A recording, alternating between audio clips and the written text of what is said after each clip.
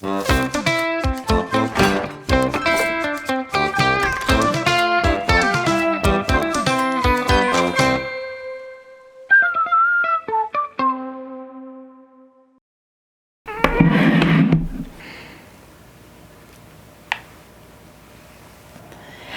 welcome to Shedding Light. This is Beanie.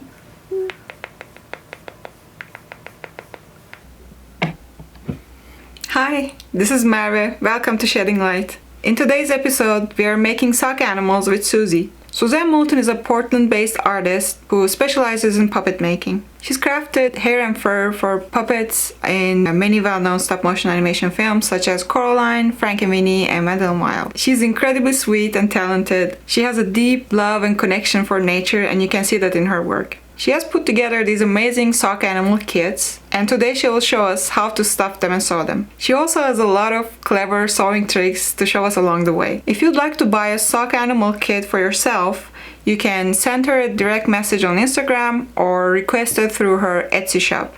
I will share her handles on the screen and links to her Instagram, YouTube channel, and Etsy shop in the description box down below. She also has a Patreon account and she shares even more tips and tricks on her videos. And if you enjoyed this video, please don't forget to like it and subscribe to my channel and subscribe to Suzy's channel. If you're ready, let's go!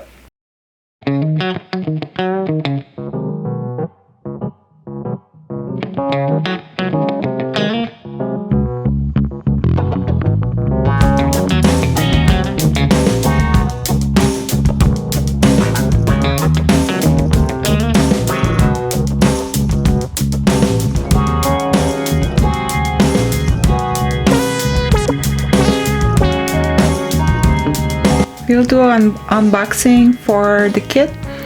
So the kit comes with some pins and some thread and felting needles. Suzy cut and sew these parts in a way that they can be ready to be stuffed and come together. These felt pieces for different parts and the body part of the sock animal. In addition to what's in the kit, you would also need some crochet thread and some additional needles, some doll making needles that are 2.5 inch, 3 inch size. That will be used with the crochet thread, and then some regular thread, snips, and felting needles, just like your regular kit that you have would have whatever you need. We're gonna use buttons for the eyes, and that's all it is. And of course the polyfill for actually stuffing the sock animal.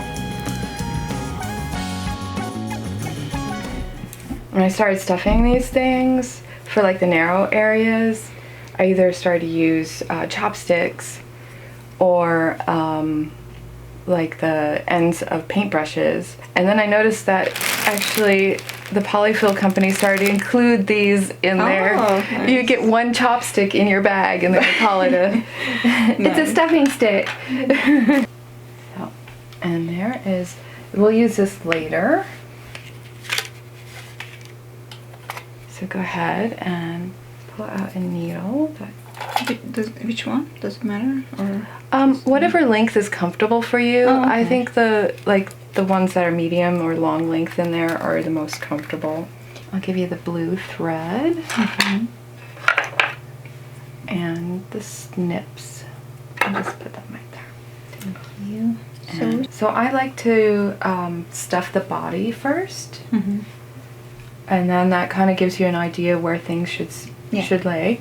So you want to stuff all the way to the nose first, and I kind of grab like handful of balls to like stuff it, and then I'll have 2 equal sized balls that I'll put into the cheeks, and then a bigger one that I'll put up into the head, and then I'll keep on stuffing it, and I'll stuff the legs the last. I usually put like nice sized chunk ball for each foot, and then stuff the rest, so that at least the little feet, the little paws have their own like little shape. and it takes more stuffing than you can imagine. It's always more stuffing. And then I tend to do this like beep, beep, beep, beep, beep. Oh, sort of movement. Kind of like you're putting on a sock. Oh, yeah. And then start with the nose. Yep.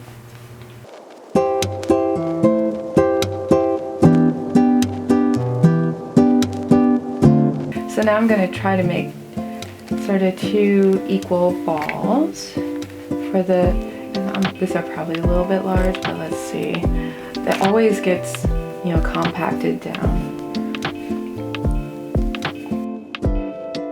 So I'm getting this one into that cheeky. Oh, so 2 balls for 2 cheeks.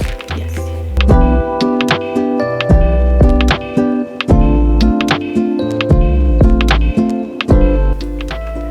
It's just important to get enough stuffing in there. It doesn't have to be the perfect shape because we will then kind of shape it afterwards by pulling in the eyes and stuff. But you can kind of pre-see by pushing things around what your shapes are doing. You know, you can make the nose curl up or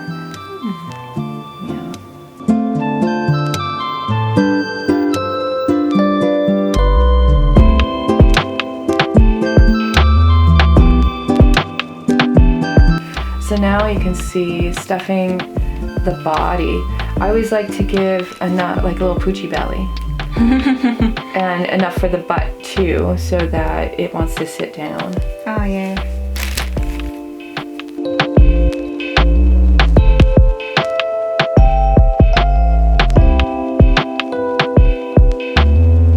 To avoid getting the stuffing from kind of clumping up over the life of the toy, is avoid washing it and then putting it in the dryer.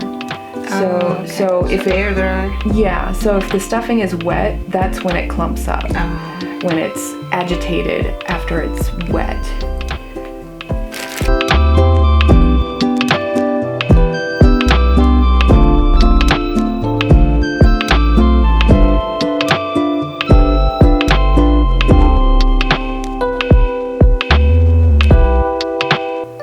This is just your regular sewing thread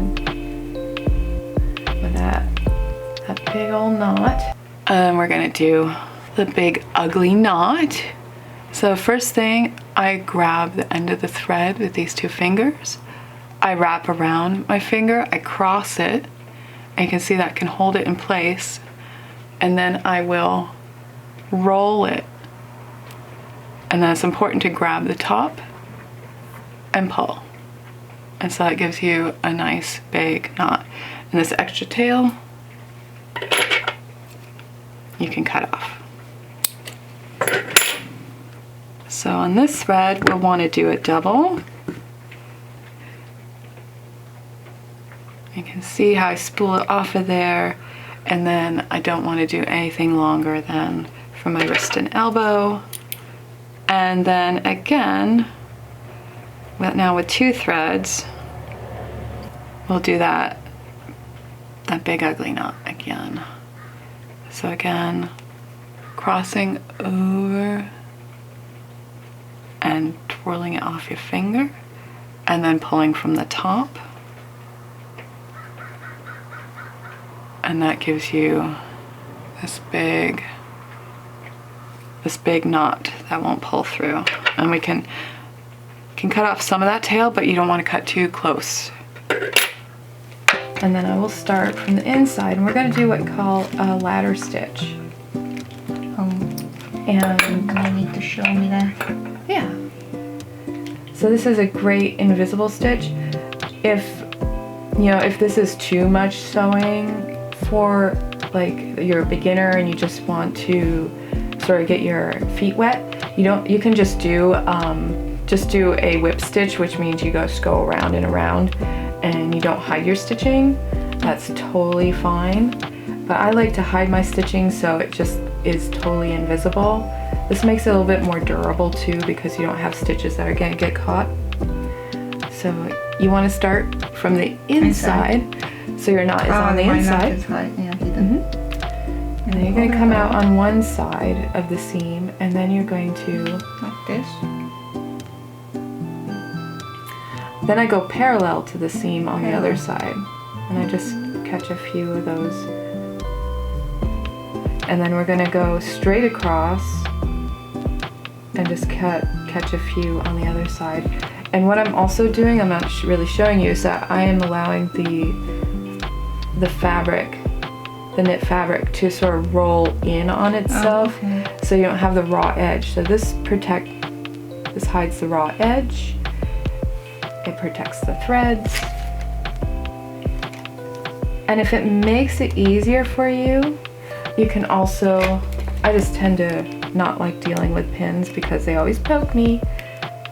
You can do something like that and stitch along, but I tend to think it's easier just to hold. And the reason why it's called a ladder stitch is that when you go across the seam, it's like the rungs of a ladder, because you're always keeping those parallel as much as possible.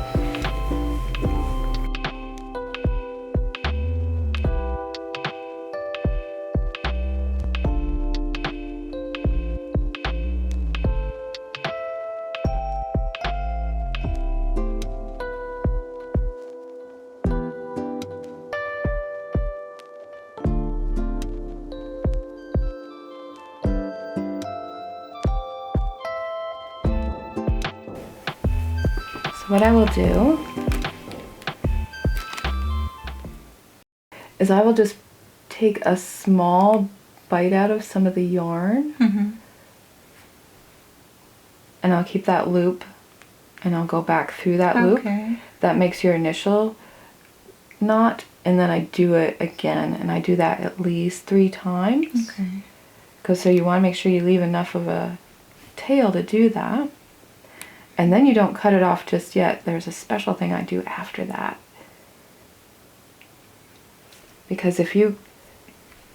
So now you're left with this, right? And you don't want to just cut this off because all that knot will just come undone with a little bit of wiggling.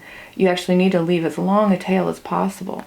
So then you want to dive in right near it, on top of it, and come out anywhere else. Anywhere else, doesn't matter. Interesting. And then cut from there. And that's such a good idea. Yeah. And then you want to just leave it as long as possible, and the tension will just suck that thread right in. And so the tail is on the inside. It actually pulls your knot to the inside as well when you're pulling on it. But nice. Yeah. No, I'll do that. And we'll do that with all of our threads, so that we don't have any tails sticking to the outside. So yeah, 2 equal size balls. There we go. Yeah, it's funny how small they get from being so large. And then you want to turn that edge in so it's nice and clean. And also, if you want the arms to be more floppy, you don't even have to put this in here.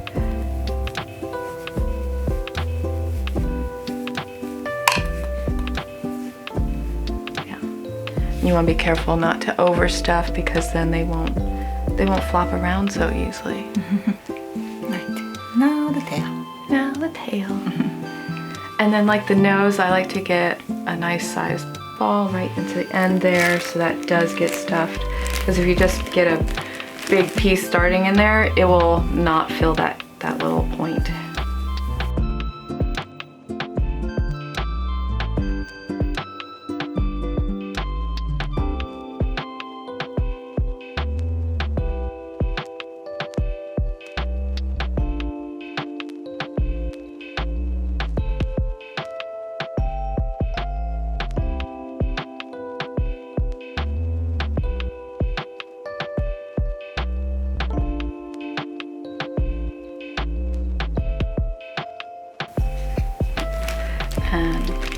And then I also tuck in the end, so you don't have any rough edges.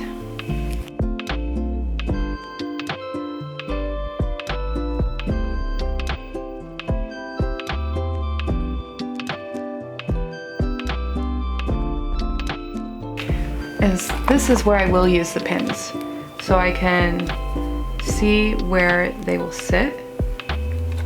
And this is just a temporary, it's just to give you an idea of where to place them so that, you know, you can look at maybe the pattern and say, okay, I do want my red to be on the red, or I want to make sure that they're not too far off center of where the legs are. Because if you just start out just stitching it on without seeing where the other one is, you just might not end up with what you expect. Oh, yeah.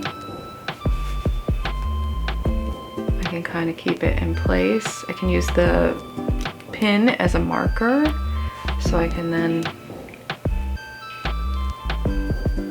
stitch this start this out separately. And again, you want to put your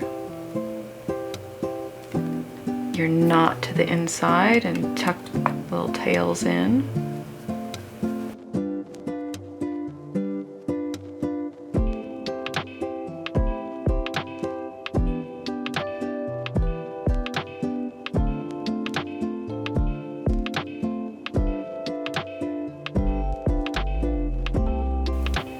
And then I do just a little stay knot.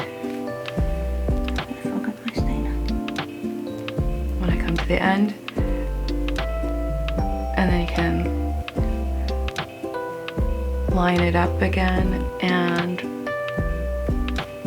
remove your pin so that you don't have an extra pokey thing. I just don't like it when it's pokey. Then I also treat this with a ladder stitch, and I will go around the top and the bottom. And since the arms get a lot of pulling, I like to stop often and do that little stay stitch, the little knot. It's just one little going through the loop once.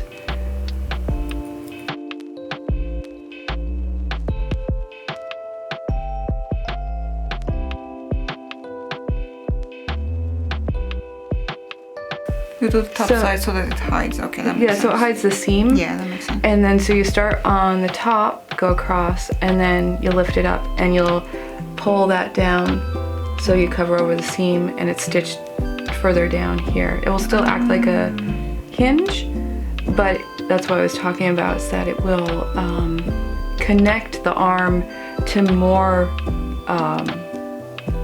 yarn on the sock.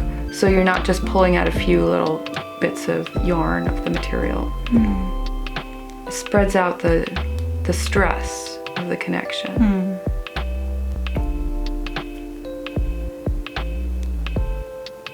I'm always thinking about engineering, even when it comes to stuffies, little cute stuffies. That's how you make them last, because a lot of people have these for years and years, and they're like their little keepsake, hand them down generations.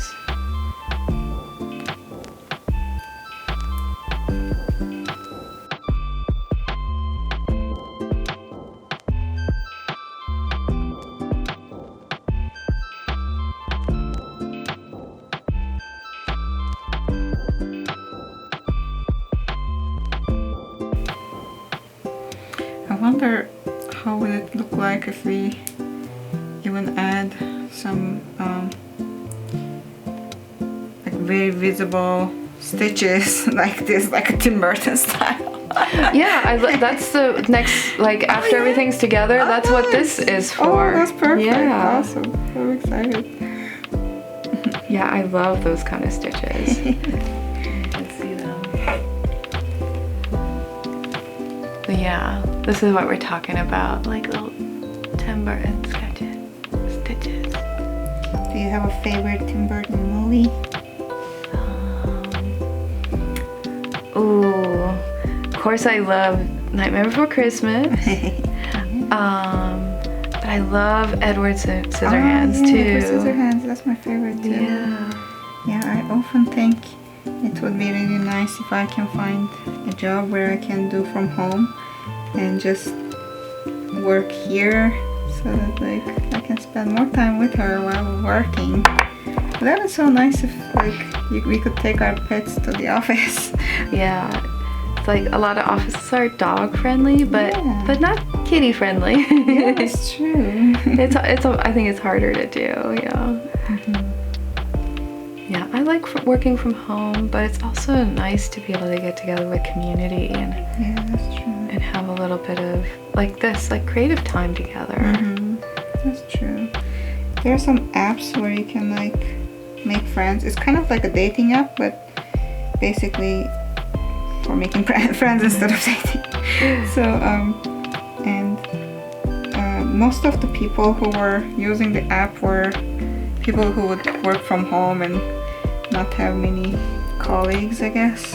Yeah. I can see how it can get lonely. Okay. So for the tail, you're gonna wanna turn that edge in so you have this nice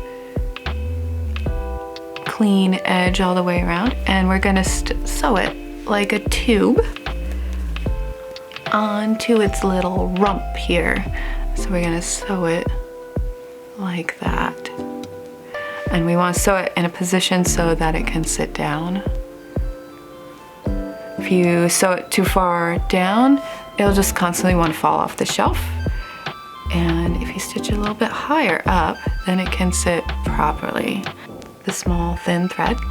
We're gonna start on the inside here to trap that knot so it's gonna get hidden.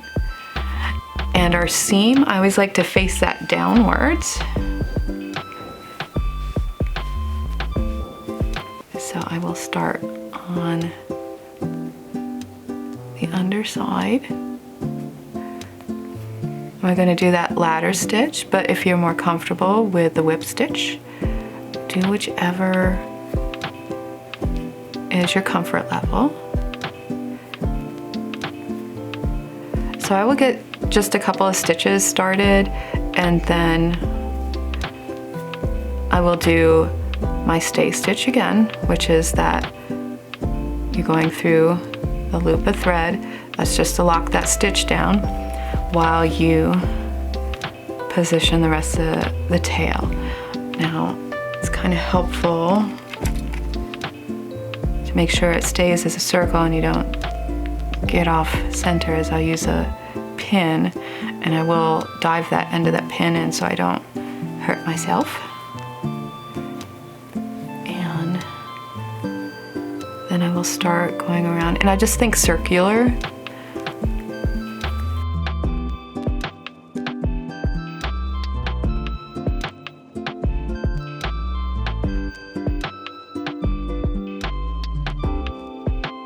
And I'll just reiterate here is that we are using a double threaded needle, and that means it's nice and locked onto the needle so you can pull and you don't have to worry about the thread coming on through the end of the needle. But it also means that you have 2 threads for reinforcement.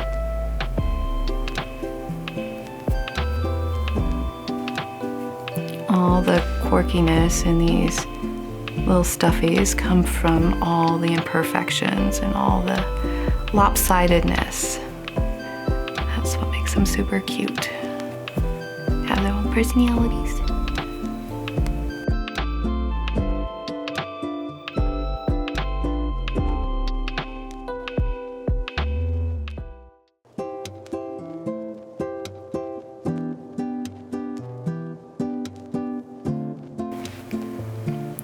And once you've gone around once, then I sometimes go a bit more to just reinforce wherever we need to.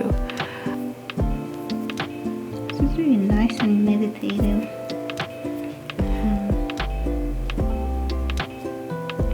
It is. It's kind of like if you ever hang out with some other friends to do this, it feels like a knitting circle. I love all the variations you can do on this too. You can make big floppy ears. You can do all sorts of different animals. You can see how I can sit. Let's see yours. You can sit. I'm sure you can sit yours. There you go.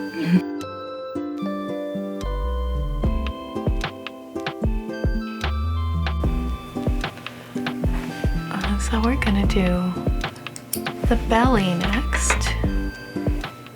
So this is crochet thread, and I like to use not the thickest and not the thinnest. I don't remember what weight this is, but you can kind of have a see. And because this is so thick, you need a doll making needle. And I like to use like the 2.5 inch or 3 inch. You get too long, then you have to make your thread too long. And my rule of thumb is that I don't use a thread any longer than from my elbow to my wrist. And this means that when you're stitching, it doesn't get tangled. And the other trick to getting a round thread into a flat eye is that you can smash this down. Then I also have the end of it and I shimmy that through, and then I pull that through. Then I do like to leave quite a long tail. We'll stitch this portion with just a single thread and we'll pull out that tail as we're stitching along. Now you thread yours. Okay. And then there's a special way I start. So you have this big ugly knot, and you want to have it start from the inside. Anywhere along that. So you just want to make sure that tail tucks under. And then I make sure wherever I come out is about the width of the stitches that I want to do.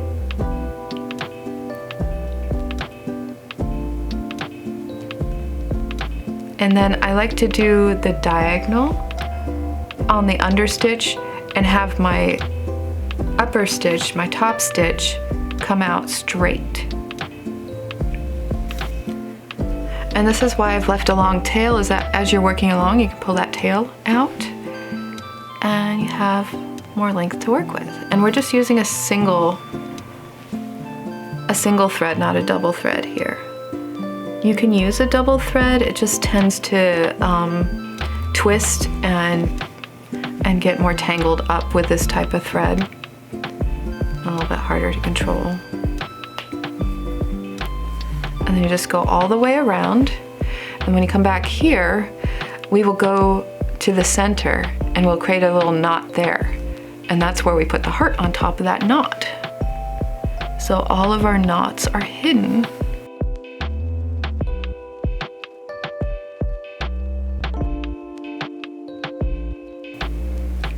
And with your stitching, it looks nice when you kind of evenly space it, but if you get them too tight or such, it's just a handmade look. It just looks so authentic. And like I tell all the people I teach, is move your object, not yourself. Yeah, that makes sense. It's like you don't have to be like stitching like this or going around stitch. Like turn the object. A lot of needle filters starting out get doing that too. So they're like, oh, I got a needle filter, so no, just rotate the object, so much easier. I'm doing my last stitch, and then I aim for where the heart is going to be. Oh, okay. And I do a gentle pull, and then this is where I do that,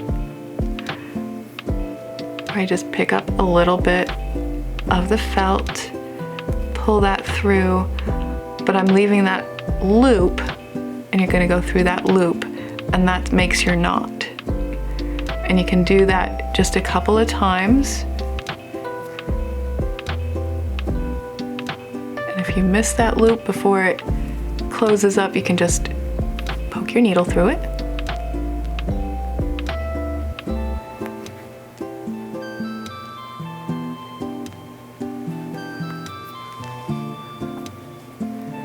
And then you're not going to cut off and leave your tail out here like we did with the rest, is we're going to dive in really close.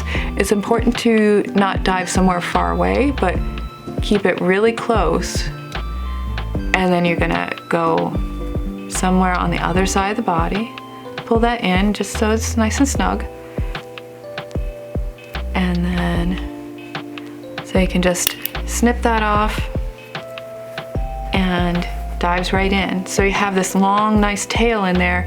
So if any, abrasion happens on this knot, that little tail isn't going to come untwirled from the knot.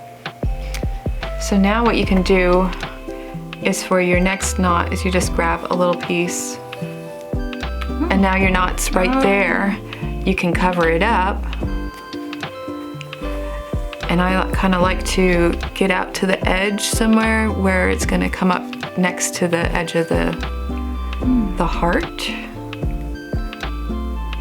And then you can start stitching. Or if I find it's easier to have come out from the heart rather than going into the heart. But I am going to cut out a piece to go behind it. And then if I'm cutting a curve, I turn the object rather than turning the scissors, and that gives you a nice smooth curve. So now I have this bigger outer heart. And when I stitch on this, I will go through both hearts at the same time. I'll catch both pieces of fabric, so it makes a kind of a big stitch. But as with this, you can pull a little bit more tension on it. So you see I go through, come up from underneath there. So you kind of have to do tinier spacing on the inside of the heart and wider spacing on the outside to get that evenness. The middle down part of it, I will make sure I have a stitch that goes right in the middle of that, so I can pull a stitch to really emphasize that little, I don't know what to call it, that emphasize that shape, the V part of that shape.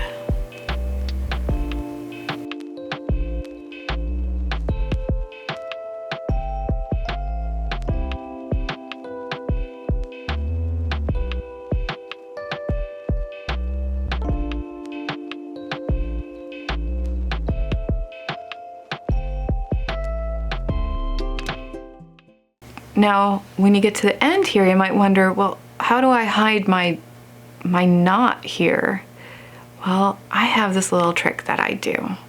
Is I finish off this stitch, so I'll end there, but I will go out to anywhere in the edge where you can kind of peel up your outer patch, and I will come up behind it, and then I will do my knot kind of behind the belly patch. And you see with your needle you can pull it out a little bit and go back through, make your little knot, and now it will look like it's going to stick out here. But again, we're going to use our trick of diving the thread back into there and pulling from the opposite direction, so it all gets sucked inside. So now your knot is protected by the felt and you don't see it. And here you can see I'm gonna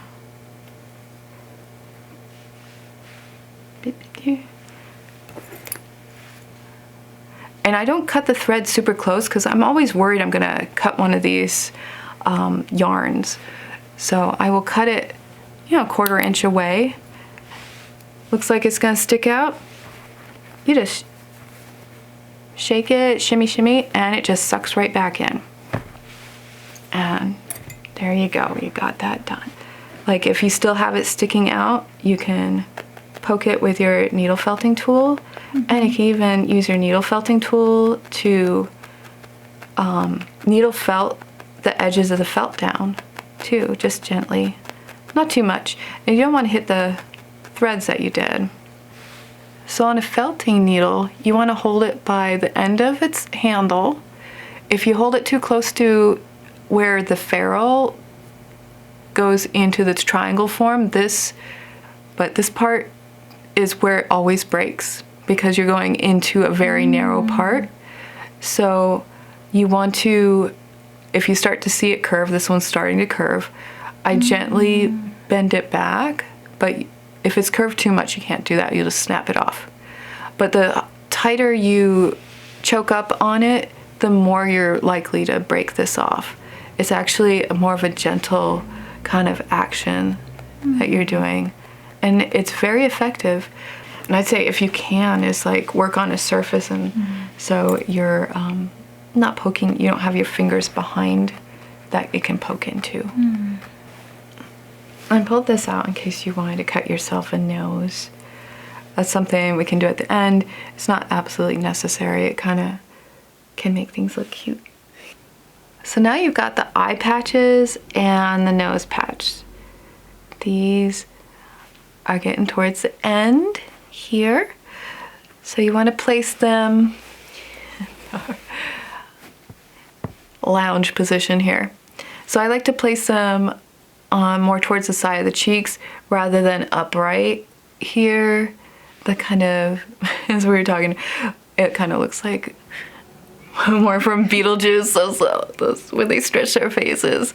Anyway, I feel the wider apart you put the eyes, the more cute it gets. I can see where the eyes are gonna get placed here. Once you've gone all the way around, like the heart, you want to end up your knot behind where you're going to put the button eye.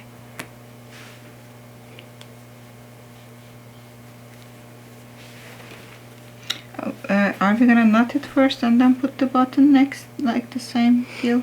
Because I was thinking if we're pulling it out here, can't we just continue stitching without like making a knot and ending it? Because these get a lot of wear and tear, I like to put knots any place you can put an extra knot is a good. I see. Yeah. I do, if I have a long enough thread, I do continue on, but I do make sure I just do a knot before I start putting the button on. But I like doing the buttons as their separate thing because once these are, I like to get these both down, and then I place the buttons, and when I stitch one button on, I go through, you have to, go somewhere else. So I will stitch both buttons on at the same, I'll go to one side, go through, go back to this button. And that locks the buttons down rather than them pulling at the surface of your fabric. They're pulling at each other through the structure, and it makes a much more durable button attachment. And also, when you put the buttons on, you're also doing, I'm going to show you some soft sculpture techniques, because we don't just go from button to button because that would kind of squish the face only this way, but we also want to squish the face this way. So we will go to the ears, and maybe behind the ears, or to the corner of the ears, or to the top of the ears, anywhere back there where the stitch will go into the ditch of the seam and be hidden, and that will start shaping up the face. But these are sort of advanced level things. You can just stitch these on and stitch the buttons on in your own regular way, or you can try these techniques. And nothing is wrong. It's just your goal is to finish it and to have it to enjoy. I don't want anybody to get bogged down in the details of how to do it right. Getting it accomplished is doing it right.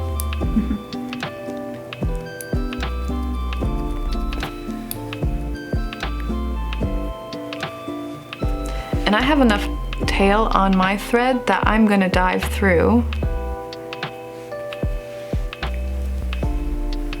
to the other side to right where my eyeball is gonna go and do another knot. And when you do this, you wanna make sure that you don't pull too tight because you'll get that really weird, strange, narrow-eyedness that looks a little creepy. But because these are handmade and they're quirky, sometimes that can just look, you know, have its own little personality, its own life. And so I'll start out by doing that knot to secure it so that the distance between these is set. So when I start stitching, I don't pull the slack out. What's the good age group for this? Starting at 8. I think 8 is, I find a lot of schools actually start teaching, like kids want to learn like needle felting and needle crafts at that age.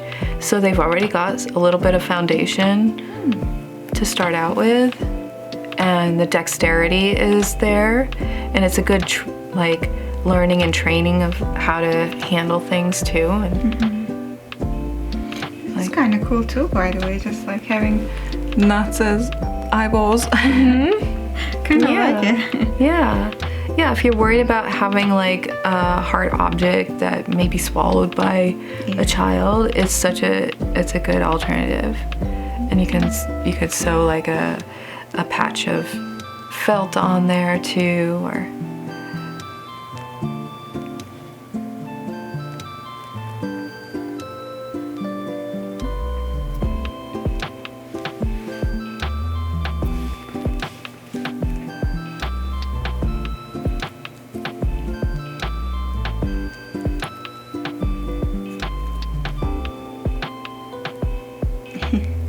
and the button eyes can remind people of Coraline.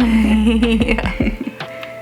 When I started out making these, I actually I used all vintage buttons for eyes, and so none of them really matched. They were just kind of similar sizes, or sometimes I mismatched them in different sizes but same color, so it had like really bizarre little quirky personality. So yeah. And do you know how to do a French knot if you wanted to do a bigger knot on the surface that's really nice and even? No. So sometimes I do that is for little babies, having like tactile, touchable things with textures is really great. And so I will put a little texture on the belly here. And so a French knot, so I find somewhere where I can get my other knot to go into, and I'll come out, let's say I'll start in the middle.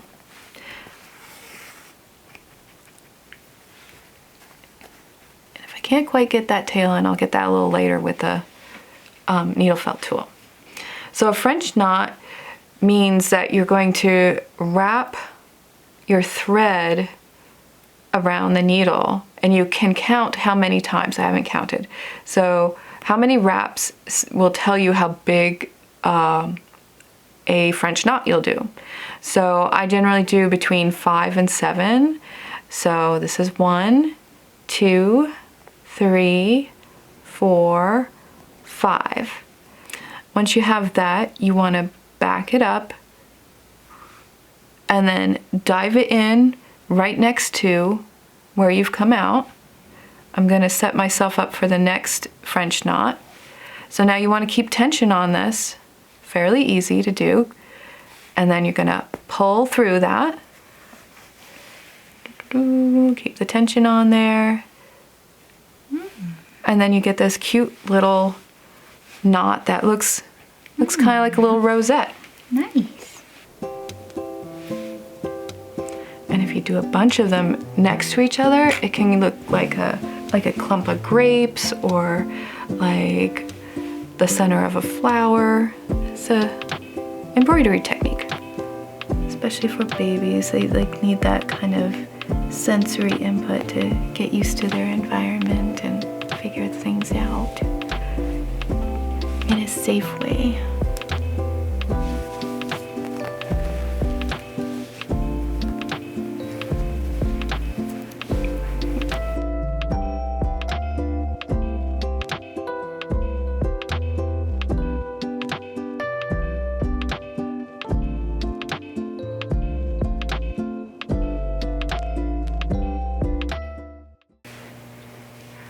So now I've started, or I've ended with the thread in the center of the eye where I'm going to put the button. So I'm going to come up through one of the buttonholes and locate that onto the eye, and then I'm going to dive down through, and I'm going to come out. This is why you want a long needle, and so you're going to come out to the other eye. And then I just want to make sure you can correct where you're at so that you'll end up in a good spot. And then go through one of the holes in the eye. And here's where I decide whether I'm going to do crisscrosses in the eyes or equal signs in the eyes. And because I don't want the animals to look dead, I don't do crisscrosses. I don't like to imply anything that might feel like it's got a little deadness to it. So, and you can see I'm not cinching super tight, I'm just snug.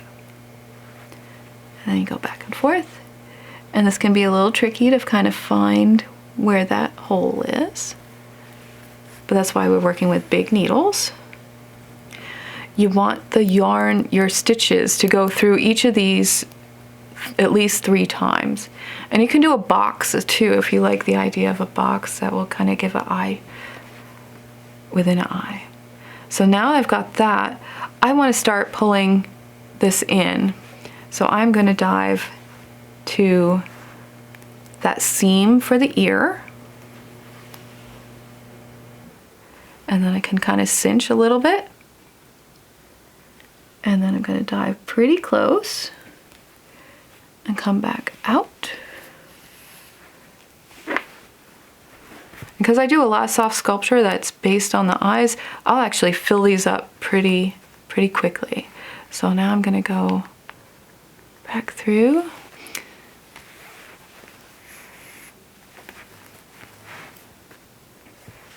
Okay, get that tail. And now I am going to go do the same thing on the other one.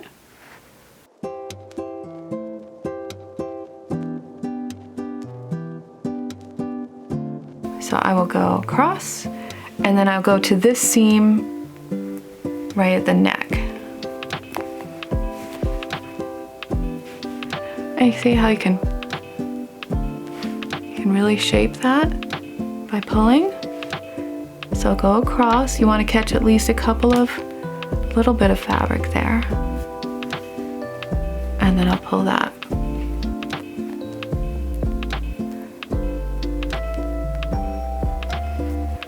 Go across the other eye. And as you go across the other eye, you gotta still be sure that you're not pulling those eyes in too tight. And now I've got too little length that I can't do this, I don't think. Let's see. I have in the past ended my knots out here. That's sometimes easier to do. So I want to cinch that down a little bit. I will do a stay stitch going through the purple as much as I can. So putting that needle through that loop, doing that again. Pulling that nice and snug, and doing it one more time, 3 at least. And then remember, I'm gonna dive that into there and then pull to the opposite side, and you can see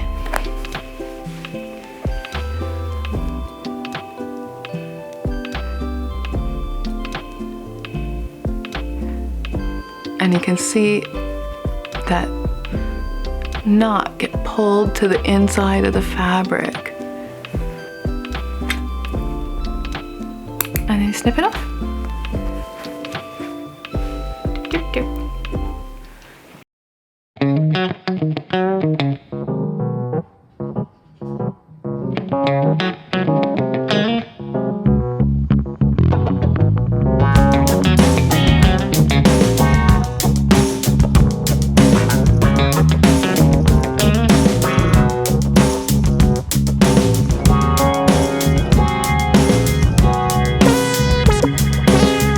Yeah, here's my guy. He doesn't have buttons for eyes, but I like it this way. I don't know. I'm happy. Thanks for hanging out with us today. If you like this video, please give it a thumbs up and hit the subscribe button. Don't forget to peek at Susie's channel too. She's full of awesome tips and inspiration. Please share your thoughts and own tips in the comments. Until next time,